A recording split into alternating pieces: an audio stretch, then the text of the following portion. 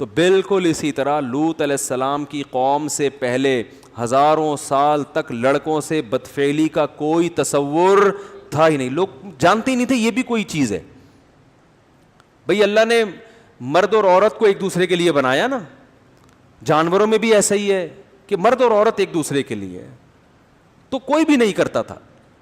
علماء نے, مفسرین نے لکھا ہے کہ شیطان ایک بچے کی شکل میں آیا اور ورغلایا کسی کو, اور اس کی طبیعت مائل نہیں ہوئی, لیکن شیطان نے اسے یہ کام کروایا, اور بالآخر آہستہ آہستہ جس نے یہ کام کیا اس کے دل سے غیرت نکلتی چلی گئی.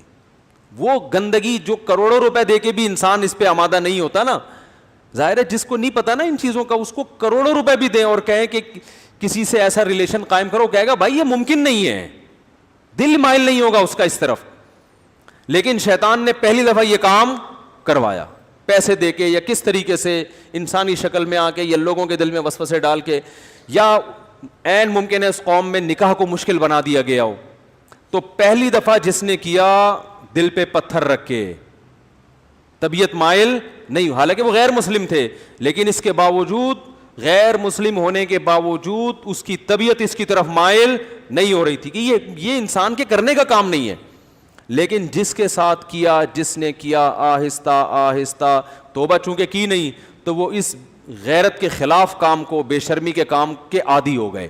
جیسے پہلی دفعہ شرابی کو دیکھ کے بھی گھن آتی ہے, شرابی کے منہ سے اتنی بدبو آتی ہے نا. مجھے تو اللہ کا شکر ہے تو شرابی ہمارے معاشرے میں نظر نہیں آتے اتنے, لیکن کبھی کوئی بھولا بھٹکا نظر آ جائے تو ہم تو کافی لمبی دور سے نکل جاتے ہیں, ہمیں پتہ ہے بدبو آ رہی ہوگی, گھن آتی ہے اس سے. اللہ ہم سب کو بچا کے رکھے, ہمارا کمال نہیں تو اللہ نے ہمیں بچایا ہوا ہے. تو آپ بتاؤ وہ بوتل منہ سے کیسے لگا لے گا جس میں بدبو آ رہی ہے, لیکن پہلی دفعہ نہ چاہتے ہوئے لگاتا ہے, اور پھر عادت پڑ کے پھر اس کی لت پڑ جاتی ہے. تو اسی طرح میرے بھائی ہر گناہ میں یہ مسئلہ ہے.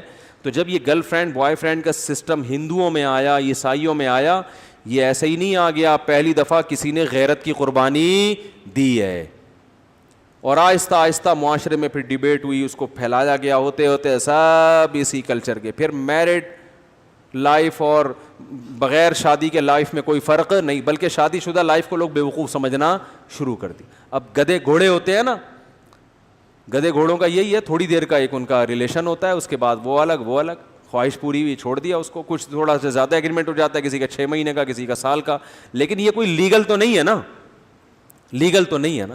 بوائے فرینڈ باپ تو نہیں ہوتا نا, باپ تو وہی ہوتا ہے جس کی بیوی ہو اور اس سے اولاد پیدا ہوئی ہو. وہ الگ بات ہے, انہوں نے بوائے فرینڈ کو بھی باپ قرار دے دیا ہے, تو قرار دینے کو تو کچھ بھی گورنمنٹ کی طرف سے پابندی نہیں ہے, لیکن سوال پیدا ہوتا ہے پھر اس میں اور لیگل باپ میں فرق کیا ہے. تبھی اسلام نے ایک دو ٹوک بات کی ہے, بھائی جو بوائے فرینڈ ہے وہ باپ نہیں ہو سکتا. باپ کون ہوگا؟ الولد للفراش. رسول اللہ صلی اللہ علیہ وسلم کی صحیح حدیث ہے, جس کی بیوی کے ہاں بچہ پیدا ہوگا تو اس عورت کا شوہر اس بچے کا باپ ہوگا, بوائے فرینڈ باپ نہیں ہو سکتا. کہیں بھی کاغذ میں اس کا نام اسلام ڈالنے کے لیے تیار نہیں ہے, ورنہ لیگل انلیگل میں فرق ختم ہو جائے گا نا.